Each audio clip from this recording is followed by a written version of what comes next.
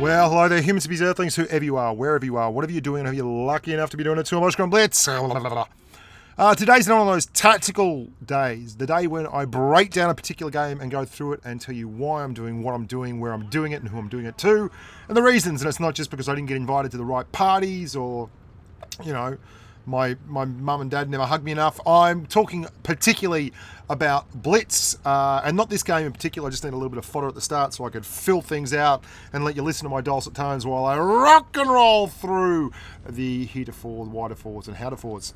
So today we're going to talk about team composition, how it affects what I do, the particular map I'm on, which is going to be on Temple, and then we're going to break down at a more macro level the things that I do in the game.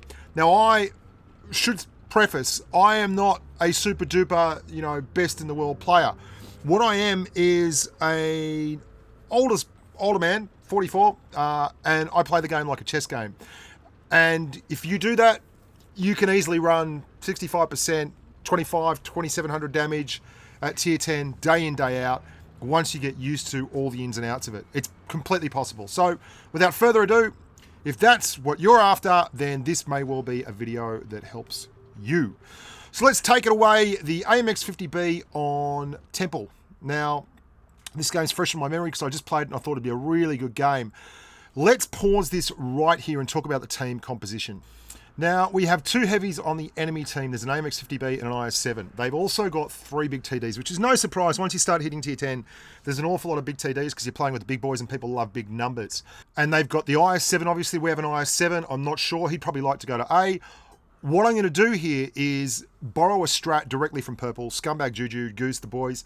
They had a tournament strat on this map where they would go to B, kind of read and then react. And that's exactly what I like to do on Temple as well. I like to head towards B from either the low side or the high side, not directly in the middle, and then make a judgment play from there and see how it all ends up. My big worry here is that we have no medium. So if they cap C, I can't do anything about it, and I'm expecting our team to push up towards A, and then I might even try and sneak B because I'm very, very quick. The 50B is a supremely lovely mobile heavy, and if I can cap B, I will. But I'm going to make the read first. Now, I've distilled all that down just from looking at the team sheet and having some experience on the map. Basically, most caps on any supremacy map are going to be friendly towards one particular type of tank or the other. But that does not guarantee that that particular type of tank will rule the roost at that cap if the team takes mobility into account and decides that it just wants that cap more. And this is exactly what we're seeing here. I'd love to support the IS-7 who's going to A, but there's nothing spotted on the entire map yet. And whoa, someone's in C. So someone's definitely taking C, and we have three TDs, and a heavy tank, namely our 215B, going to the medium cap. So things are not exactly the way I'd envisaged them rolling out. What I'm going to do now is poke out, have a look around, and I'm looking, because there's 5 tanks missing. Nothing else for it. I can't help that IS-7 up there on my own. My best bet here is to sneak in and try and smack this T-54 as he comes across, which is exactly what we do.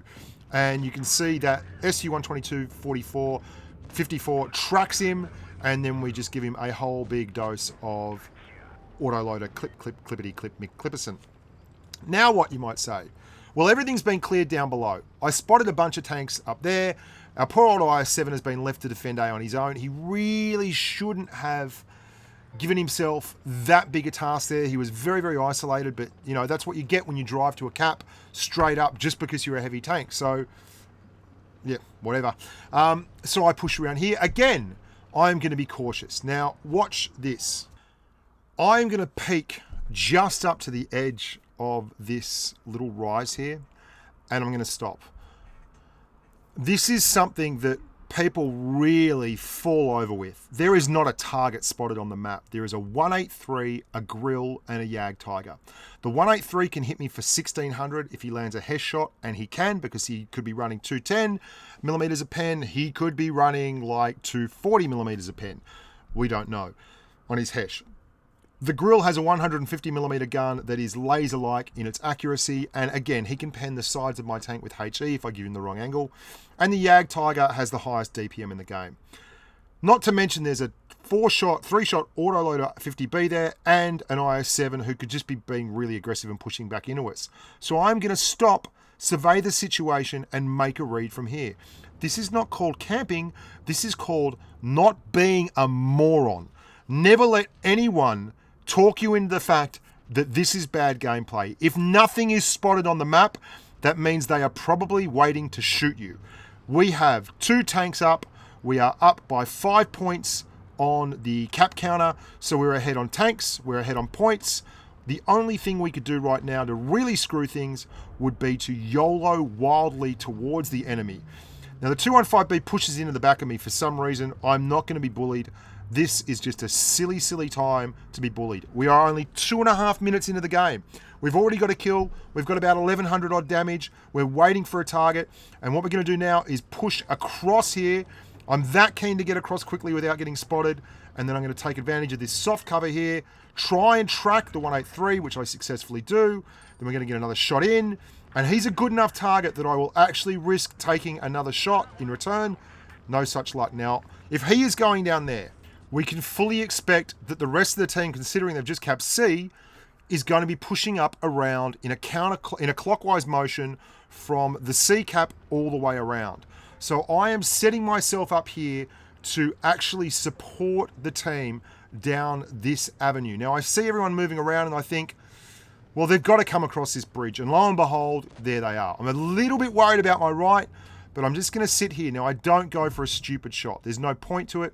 Our T-30 got caught in a really poor position. Nothing can be done about that. But again, we have 2 caps. Our waffle tractor just capped B, and there is no reason to push into them. 1 tank is spotted. The same 3 TDs are still available. All I want to do is put shots in. You can see there that AMX 50B. We managed to sneak one in. We take one back. Can't quite get one back. We'll duck one into the Yag Tiger and then pull in. Full reload. Everyone wait. Calm down. Don't be silly. Oh, well, or you could just drive straight at them. And this is where I no longer have a choice because realistically, if I wait back here now, the team's made the decision for me. This is where you have no good decisions left to make. You just have to make them quickly. Now, if we stop the map right there, you can see we are down to 3 tanks on 4. Ripper. That was a great way to hit point trade there, guys. Just roll straight in to some of the biggest guns in the game and get completely wrecked. That happens. People lose their minds with the idea that they're going to actually miss out on damage. There's still 3 minutes left to go. We've got 2 caps in hand. All is far and away left on the table. We can win this very, very easily. The most important thing to remember in a supremacy game, the 215B says YOLO, he knows it happened, is that you get points for clearing tanks. You want to try not to spread the damage around. You want to try and do damage on the tanks that you can actually kill and clear.